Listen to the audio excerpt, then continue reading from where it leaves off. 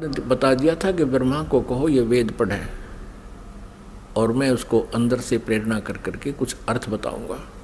तो ब्रह्मा ने उससे पहले ब्रह्मा और विष्णु और शिव वेद पढ़ने से पहले तीनों दुर्गा से पूछा करते थे कि माता हमारा पिता कौन है। दुर्गा को काल ने मना कर दिया था कि तुम मेरा भेद नहीं बताओगी। उसी समय ये कह दिया था कि तुम मेरे बारे में किसी को नहीं बताएगी, नहीं तो तेरी खैर नहीं है। अब उस काल के डर से, ज्योति निरंजन क्षर पुरुष के डर से दुर्गा ने सब भेद गुप्त रखा। अपने पुत्रों को बताया, बेटा तुम्हारा कोई पिता नहीं, मैं ही तुम्हारी माता हूँ, मैं ही तुम्हारा पिता हूँ, मैं ही सारी सृष्टि की रचनहार हूँ।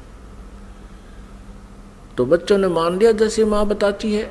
जब ब्रह्मा जी ने वेदों को पढ़ा उसमें देखा कि सृष्टि रचनहार तो कोई और है, वो परम अक्षर ब्रह्म है। ब्रह्मा ने पूछा, माता ये वेद कैसे मिले हमारे को? दुर्गा ने कहा, ये भगवान ने दिए हैं भाई, ये गॉड गिवन है। अच्छा, तो फिर ब्रह्मा ने कहा, माता वेदों में लिखा है कि परमात्मा साकार है, मनुष्य सदृश है, सह शरीर है, और आप कह रही हो कि तुम्हारा कोई पिता नहीं। वेदों में लिखा है कि उसी ने सब कुछ, सबकी रचना की है, सबका रचनहार है, कुल का मालिक है। तो अब वेद झूठे नहीं हो सकते क्योंकि गॉड गिवन बता रही आप। अब दुर्गा फंस गई। अपने आत्मा कितनी झूठ बोल ले, सच्चाई ऊपर आए बिना रहा नहीं करती। कहते हैं चोर चुरावे तूंबड़ी गाड्डे पानी में, वह गाड्डे वह ऊपर आवे, में सच्चाई छनी नहीं। फिर दुर्गा ने कहा, बेटा बात सुनो, वो निराकार है, वो किसी को दिखाई नहीं देगा, और क्यों व्यर्थ प्रयत्न करते हो, वो निराकार है। अब ब्रह्मा ने कहा, माता अब आपकी बातों पर मुझे अविश्वास हो गया। पहले तो मैं आपकी प्रत्येक बात को सिरोधार्य करता था, सत्य मानता था, लेकिन आज आपकी बात में फर्क पड़ गया। अब मैं नहीं मानूंगा आपसे, मुझे परमात्मा चाहिए, क्योंकि ये आत्मा जब से उस परमेश्वर से बिछड़ी है तभी से उसका अभाव महसूस कर रही है, और उसी समय से खोज में लग गई। यहाँ हम आगे जहाँ हम उसको जिस विधि से खोजना चाहते हैं वो मिल नहीं सकता, क्योंकि चारों वेदों में केवल ब्रह्म तक के पाने की, इस क्षर पुरुष तक के पाने की विधि लिखी है। उस परम अक्षर ब्रह्म के पाने की विधि इसमें ऑप्शन छोड़ रखा है। यजुर्वेद अध्याय नंबर 40 के मंत्र नंबर 10 से लेकर 13 में स्पष्ट किया है। जो वेद ज्ञानदाता ब्रह्म कह रहा है कि उस परमेश्वर के बारे में कोई तत्वदर्शी संत बताओगे, उनसे पूछो। ये वेद भी यही कहते हैं। वेदों का सारांश गीता जी है। गीता जी अध्याय नंबर 4 के श्लोक नंबर 34 में भी यही कहा है। ये गीता ज्ञानदाता ये क्षर पुरुष है, श्री कृष्ण में प्रवेश करके बोलता है। वो भी यही कहता है कि उस परमात्म तत्व की जानकारी की तत्वदर्शी संतों से जाकर समझो, वो बताओगे। तो वेदों में जो प्रमाण लिखा है, तो ब्रह्मा ने सोचा कि वेदों में लिखा है कि ओम का नाम है और ओम नाम से जाप करूंगा मैं। और हठ योग कैसे शुरू किया इसने? अब वेदों में हठ योग करना नहीं लिखा, जैसे तप करते हैं ये ऋषि महर्षि, ये नहीं लिखा कहीं पर भी। लेकिन वो तप कहाँ से ग्रहण किया? इस तप वाला जो हठ योग की साधना कहाँ से ग्रहण करी ब्रह्मा ने? ब्रह्मा जी जब उत्पन्न हुआ, श्री विष्णु जी के नाभि से कमल निकला और उसके ऊपर ये बैठे विराजमान पाया अपने आप को। काफी समय तक उस डंठल को पकड़कर नीचे उतरा, ऊपर नीचे घूमा, कहीं और छोर नहीं मिला, तो वापस उस कमल के फूल पर आकर विराजमान हो गया। तब आकाशवाणी करी क्षर पुरुष ने, ज्योति निरंजन ने, कि तप करो तप करो। अब ब्रह्मा ने वो आकाशवाणी परमेश्वर की मानकर तप शुरू कर दिया। जब इसने 1000 वर्ष तक तप कर लिया, फिर आकाशवाणी हुई कि सृष्टि करो। अब तप से बैटरी चार्ज होगी। तो अब ब्रह्मा जी ने सोचा, वेदों में जो लिखा है ये भी भगवान की वाणी, और जो मैंने सुना हुआ भी भगवान की वाणी। अब वेदों में जो ज्ञान है वो परमेश्वर परम अक्षर ब्रह्म का दिया हुआ है। 5 वेद दिए थे परमेश्वर ने इस क्षर पुरुष को, इसके अंतःकरण में फीड कर दिए थे।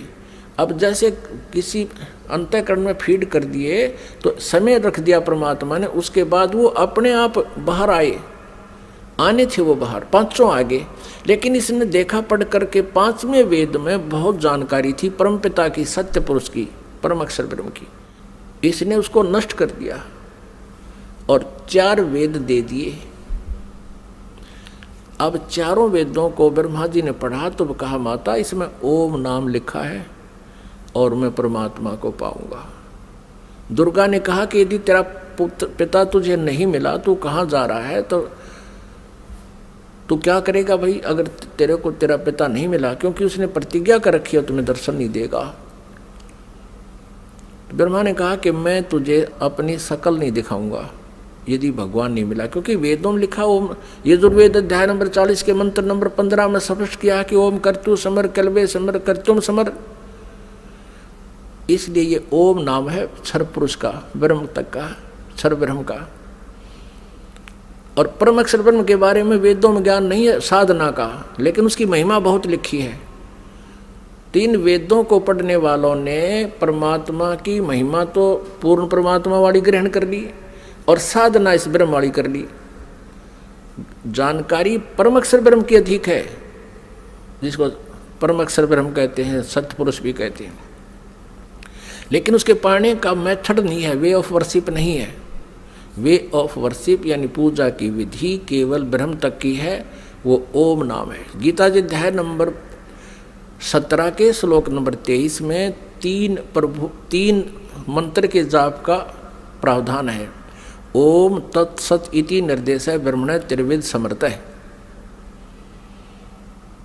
और गीता जी अध्याय नंबर 15 के श्लोक नंबर 1 से 4 में और 16 और 17 में विस्तार से विवरण दिया गया है कि इस संसार रूपी वृक्ष के तना कौन है, जड़ कौन है और शाखा कौन है, डार कौन है, पत्ते क्या हैं। इनको जो जानता है वो तत्वदर्शी संत है। और उसमें 16 और 17 श्लोक में 15वें अध्याय के गीता जी में सरपुरुष, अक्षर पुरुष और परम अक्षर ब्रह्म, यानी उस उत्तम पुरुष है तू अन्य, इन सरपुरुष और अक्षर पुरुष है कोई अन्य है, वो परम अक्षर ब्रह्म है। गीता जी अध्याय नंबर 8 के श्लोक नंबर 1 में अर्जुन ने पूछा कि आप जी ने जो अध्याय नंबर 7 के मंत्र 29 में जिस तत्ब्रह्म के बारे में कहा प्रभु वो किम तत्ब्रह्म, उसका उत्तर गीता ज्ञानदाता ने 8वें अध्याय के 3रे श्लोक में दिया है कि वो परम अक्षर ब्रह्म है और वही सबका सृष्टि रचनहार है। तीनों लोकों में प्रवेश करके सबका धारण पोषण करता है, 15वें अध्याय के 17वें श्लोक में स्पष्ट किया है। तो वो परम अक्षर ब्रह्म है। उसकी जानकारी वेदों में पाने की नहीं है, वो तो तत्वदर्शी संत बताएगा, ये दास बताएगा, परमात्मा ने भेजा है उस इसी उद्देश्य से। वो ना होने से ब्रह्मा जी ने ओम नाम का जाप किया, 4 युग तक समाधि लगा के हठ योग भी किया। तब दुर्गा ने अपने वचन से एक लड़की उत्पन्न की और उससे कहा कि बेटी आप जाओ और ब्रह्मा को जो समाधिस्थ है उसको उठाओ और कहो कि आपको माता याद कर रही है, तेरे बिना सृष्टि नहीं रची जा रही। अब 4 युग जब बीत गए, आकाशवाणी की दुर्गा को सरपुरुष ने कि दुर्गा सृष्टि रचो। दुर्गा ने कहा, प्रकृति देवी ने कहा कि आपका ज्येष्ठ पुत्र आपकी खोज में गया है, मेरे मना करते करते भी गया है। तब आकाशवाणी से कहा उस काल ने, सरपुरुष ने, कि उसको बुलाओ, मैं कभी दर्शन नहीं दूंगा। तब वो लड़की वहाँ भेजी।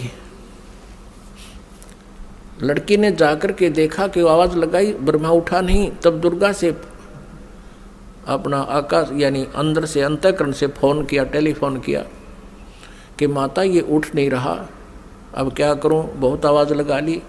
दुर्गा ने कहा कि तू इसके चरण स्पर्श कर। चरण स्पर्श करते ही ब्रह्मा की आंखें यानी समाधि टूट गई। सामने देखा युवा लड़की को। ब्रह्मा जी ने कहा कि तू कौन कुलटा आ गई है, तुझे मैं श्राप दूंगा, तू मेरा तप भंग करने को आई है। तब लड़की ने कहा मेरे को माता ने भेजा है और आपके बिना सृष्टि रची नहीं जा रही है, बहुत चिंता है माता को, आप चलो। तब ब्रह्मा ने कहा कि कैसे चलूं, पिता के दर्शन हुए नहीं, माँ से मैं प्रतिज्ञा करके आया था कि यदि प्रभु मुझे प्राप्त नहीं हुए तो मैं तुझे शकल नहीं दिखाऊंगा, दर्शन नहीं दूंगा, लौट कर नहीं आऊँगा, अब कैसे चलूं, मुझे परमात्मा मिला नहीं। फिर ब्रह्मा ने कहा कि तू एक काम कर, मेरी झूठी गवाही दे दे। तो मैं तेरे साथ चल पड़ूँ। अब उस लड़की ने सोचा कि माँ का कार्य नहीं हुआ तो अक्षुब्ध होगी, और यदि मैं झूठ बोलूँगी तो ये कह दे कि इसने अपनी मर्जी से बोला है, तो फिर मैं मारी जाऊँगी, मेरे ऊपर ज़्यादा भार आएगा। तब उसने शर्त रखी कि तू मेरे साथ विलास कर, तब मैं तेरी झूठी गवाही दूंगी, तू मेरे साथ ऐसा कर। ब्रह्मा ने सोचा कि परमात्मा के दर्शन हुए नहीं, वैसे मैं घर जा नहीं सकता। उसने उस लड़की की बात को स्वीकार किया। फिर लड़की ने अपने वचन से एक और लड़की उत्पन्न की और कहा कि 1 से 2 गवाह ज़्यादा अच्छे होते हैं। उस लड़की से कहा दूसरे नंबर की से कि तू भी गवाही देना कि ब्रह्मा जी को पिता के दर्शन हो गए और हमारे सामने हो गए। उसने भी यही शर्त रखी, इसी उद्देश्य से, कहीं मैं झूठी ना सिद्ध कर दे मुझे ये और ये आप बच जावें। उस लड़की ने भी वही शर्त रखी ब्रह्मा ने वो स्वीकार किया। अब तीनों के तीनों माँ के पास आ गए, दुर्गा के पास। अब दुर्गा ने पूछा, प्रकृति देवी ने पूछा ब्रह्मा से, क्या आपको अपने पिता के दर्शन हो गए? अब सुनियोजित षड्यंत्र के तहत ब्रह्मा ने कहा, हाँ मुझे पिताजी के दर्शन हो गए। तो दुर्गा ने कहा कि भाई कैसे मानूं मैं तेरी बात को, क्योंकि दुर्गा को तो फाइनल था कि उसने कह रखा कि मैं दर्शन नहीं दूंगा, ये मेरा फाइनल आदेश है, फाइनल फैसला है, डिसीजन है। अब दुर्गा को पूरा दृढ़ विश्वास था कि ऐसा तो हो नहीं सकता। तो उसने कहा कोई गवाह बता भाई, कोई एविडेंस दे। ब्रह्मा ने कहा कि दोनों लड़कियां मेरी गवाह हैं। अब उस दोनों लड़कियों से दुर्गा ने पूछा कि बताओ तुम्हारे सामने इसको दर्शन हुए? हाँ। दोनों ने झूठी गवाही दे दी कि हमारे सामने इसको ब्रह्मा जी को भगवान ने दर्शन दिए हैं, मनुष्य दृश्य है। क्योंकि वेदों में लिखा है, यजुर्वेद अध्याय नंबर 5 के श्लोक नंबर 1 में और 5 के मंत्र नंबर 8 में, तो 8 में तो 3 बार लिखा भगवान के विषय में, और यजुर्वेद अध्याय नंबर 5 के श्लोक नंबर 1 मंत्र में 2 बार लिखा, अग्ने तनुरसी विष्णुवे तवा सोमस्य तनुरसी। परमात्मा सहशरीर है, उस परमेश्वर का सबके धारण पोषण करने के लिए उस अमर पुरुष का शरीर है। और ऋग्वेद मंडल नंबर 1 सूक्त नंबर 31 मंत्र नंबर 18 में स्पष्ट किया है कि वो नरवत अग्नि, मनुष्यवत, मनुष्य के समान है वो परमात्मा। तो ब्रह्मा को वेदों से तो पता था कि भगवान मनुष्य जैसा है, उधर से उनको समझा दिया, तुम न्यों बता दियो भगवान मनुष्य जैसा है। अब दुर्गा को सभी ने जब गवाही दे दी तो दुर्गा समंजस में पड़ गई कि मेरे को तो वो कह रहा था मैं दर्शन दूंगा ही नहीं, और इन बच्चों को दर्शन दे दिए। अब दुर्गा अपने मन में दुखी होकर दूर जा बैठी और कहने लगी कि आप तो बहुत झूठे हो। आकाशवाणी अपने इंटरनेट कनेक्शन कर लिया, ऐसे ही कर लेते हैं बातें, जब जिनकी भक्ति से जो सिद्धियां प्राप्त हो जाती हैं, दूसरे से दूर देश में बैठकर भी बातें की जा सकती हैं।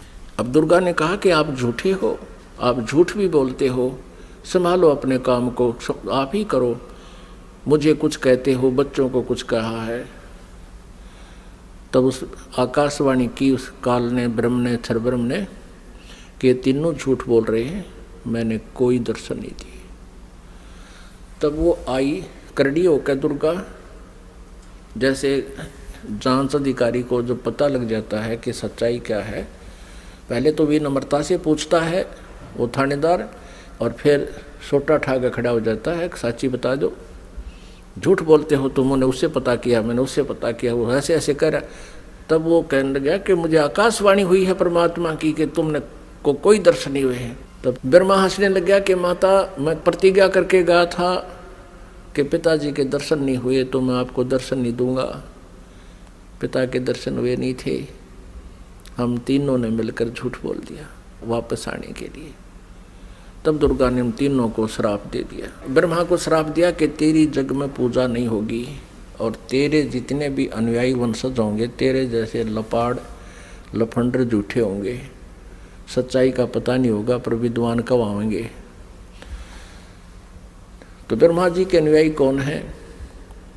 ऋषि महर्षि, और उनको वेदों का बिल्कुल ज्ञान नहीं था और मैं ऋषि की पदवी पा गए।